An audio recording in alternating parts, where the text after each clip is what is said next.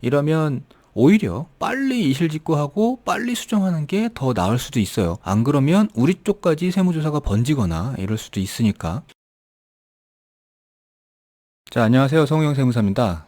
오늘은 사업을 좀 오래 하시다 보면 한 번씩은 마주치게 되는 소명 요구라는 게 있거든요. 이제 그 중에서 오늘 얘기를 드릴 거는 이제 세금 계산서 관련한 소명 요구인데, 소명 요구의 방법은 보통은 서면으로 오거나 아니면 뭐 전화로도 오기도 하고요. 그리고 뭐 이유도 여러 가지가 있겠죠. 지금 화면에서 보시는 것처럼 뭐 몇 가지 이유들이 있는데, 첫 번째는 그러니까 자료상과의 거래를 했을 때 뭐 자료상이 뭔지는 다들 아시잖아요. 그리고 이제 두 번째는 국세청에서의 불부합인데, 요거 이제 불부합이란 얘기는 그 내가 낸 세금계산서하고 상대편 세금계산서하고 맞지 않을 때 쓰는 말이고, 그 다음에 이제 면세사업자 등의 세금계산서인데, 면세사업자는 세금계산서를 발행하면 안 되는데 이제 세금계산서를 발행했다는 얘기 같고요. 그 다음에 이제 부가가치세 신고 후 환급 전 이렇게 되어 있는데, 부가가치세 신고했을 때 환급세액이 발생하면 세무서에서 이제 그거를 지급을 해주기 전에 확인을 하는 경우가 있어요. 그래서 이제 이게 실제 거래인지, 그러면 실제 거래라 그러면 그거를 입증할 수 있는 서류를 좀 보내주세요. 뭐 이렇게 해가지고 확인하는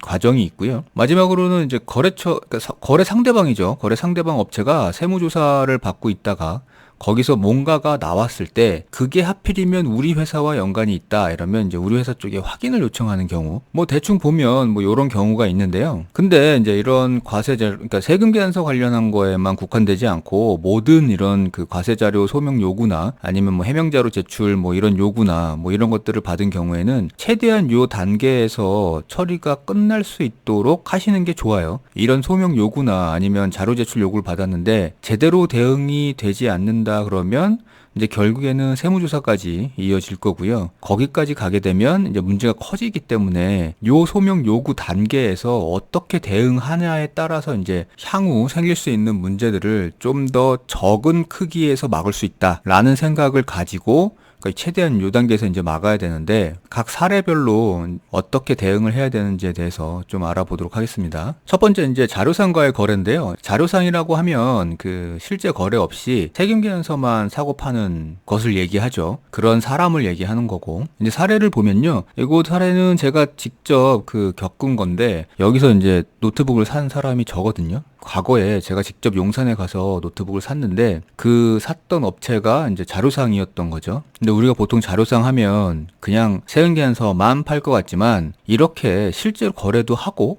그 다음에 이제 자료도 사고 팔고 이렇게 이제 겸하는 경우들이 많이 있었어요. 그래서 이제 저 같은 경우에는 이제 노트북을 좀 싸게 사겠다고 용산에 가가지고 직접 200만 원 정도 되는 노트북을 사고, 거기서 이제 세금계산서를 직접 종이로 받고, 종이 세금계산서죠. 받고, 그리고 계좌이체로 대금을 지급해 줬는데 이게 한 1년인가 있다가 세무서에서 서면 요구를 받았어요. 소명하라고. 그래서 소명하라고 그 요구를 서면으로 받게 되면 뭐 대충 요런 겁니다. 이 자료는 귀사에 거래처를 세무조사한 결과 실제로 거래하지 않고 세금계산서만 받은 것으로 의심되어 발생한 자료입니다. 이런 거죠. 그러니까 이제 다른 거래들이 다 가공 거래니까 나하고 거래한 것도 가공이 아니냐 이렇게 해가지고 확인하는 단계에서 이제 자료를, 그러니까 소명을 요구하는 거고요. 자, 이렇게 자료상과의 거래를 했는데 이 부분에 대해서, 이 거래 부분에 대해서 소명 요구가 나왔다. 이러면 두 가지예요. 그러니까 첫 번째는 실제 거래했을 경우, 그리고 이제 두 번째는 실제 거래가 아닌 경우. 그러니까 즉 아는 거죠. 본인이 자료상인 걸 알고 매입이 부족하거나 이런 이유 때문에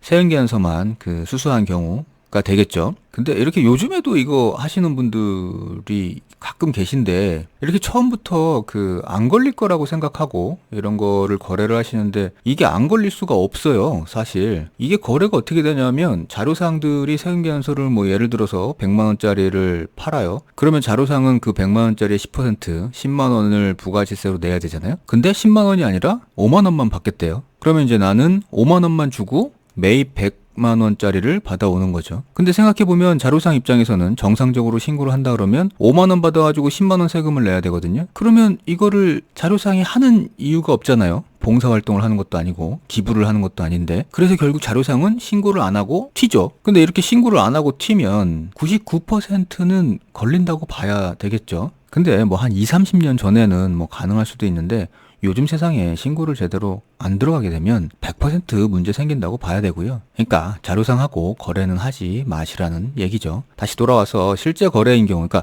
자료상이지만 뭐 그 중에는 실제 거래한 게 있겠죠. 저처럼. 이제 그럴 경우에는 입증할 수 있는 서류를 준비해서 최대한 적극적으로, 그러니까 과하다 싶을 정도로 자료를 다 보내주는 게 맞아요. 여기서 가장 중요한 건 저 계좌 이체 내역. 그러니까 요거거든요.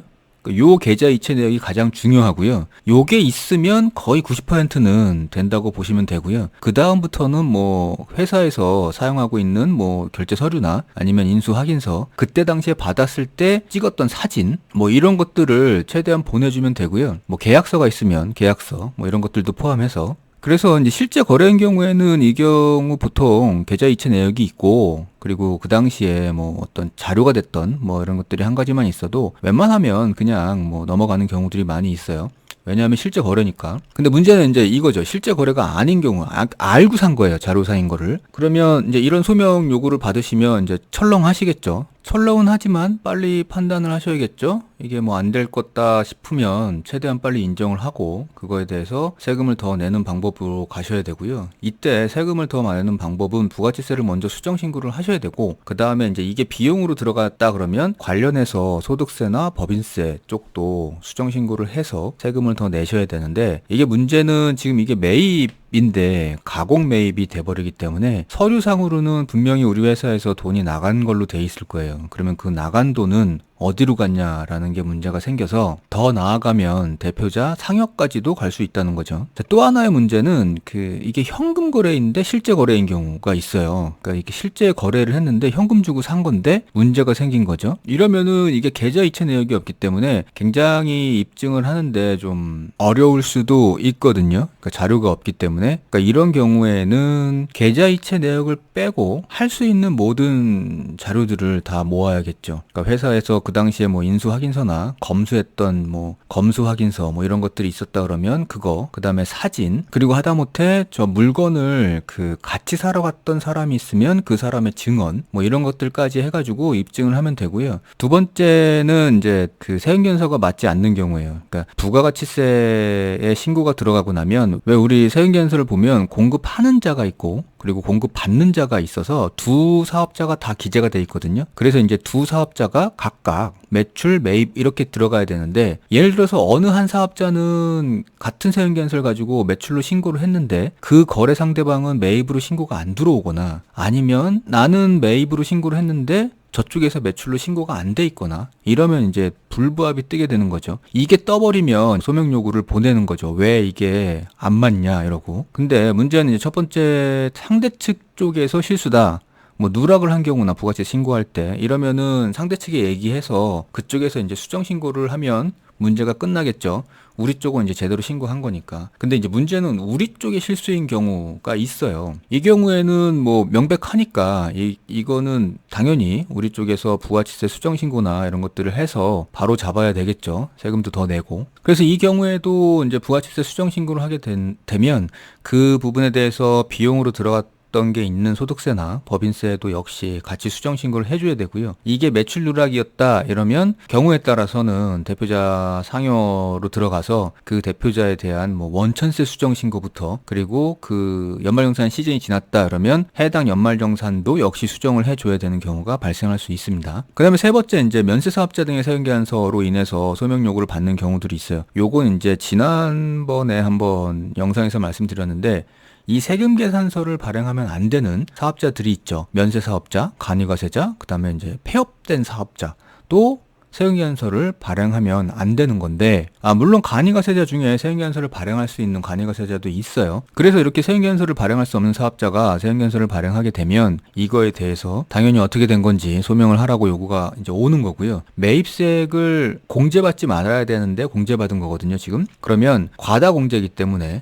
부가치세 수정 신고를 해서 세금을 더 내게 되겠죠. 그래서 요 단계가 필요하고, 그 다음에 이제 네 번째는 요거 이제 부가가치세 신고하고 나면 환급하기 전에, 그러니까 뭐 예를 들어서 7월 25일 날 부가치세 신고를 했다 그러면 8월 초나 8월 중순 뭐 요때쯤 되면 세무서에서 전화가 오는 경우가 있어요. 환급이 발생했는데 그거를 이제 환급을 해주기 전에 실제 거래 사실이 맞는지를 확인하는 경우가 있거든요. 그래서 요 경우에는 이제 전체 거래 그러니까 매입 내역들 중에 금액적으로 보통 금액적으로 1등부터 10등 뭐 이렇게 끊어가지고 그 10건에 대해서 계약서, 거래 명세서, 그다음에 계좌 이체 내역, 그리고 뭐 물품이면 인수 확인서, 회사 내부의 결제 프로세스 뭐 이런 것까지 요청하는 경우가 있는데, 그러니까 이런 것들은 주로 용역 부분에서 많이 생겨요. 물품 같은 경우에는 명확하잖아요. 사진도 있고 뭐 이렇게 하다 보니까 실제 그 물품이 산에 있으면 아무 문제가 없는 건데, 이제 용역 같은 경우는 눈에 보이지 않으니까 이 부분에 대해서 소명을 요구하는 경우들이 많이 있고요. 이때는 뭐 실제 거래다 그러면 아까 말씀드렸던 서류들로 준비해가지고 뭐 보내주시면 되고요. 그 다음에 이제 그 중에 실제 거래가 아닌 게 있다 그러면 빨리 실수를 인정하시고 바로 수정해서 신고를 들어가겠다고 하시고 수정 신고를 하시는 게 맞아요. 그 다음에 이제 마지막으로 거래 상대방의 세무조사인데, 이게 이제 그런 경우들이 있죠. 거래를 했는데 그쪽 업체에 세무조사가 나와가지고 세무조사를 하고 있는 와중에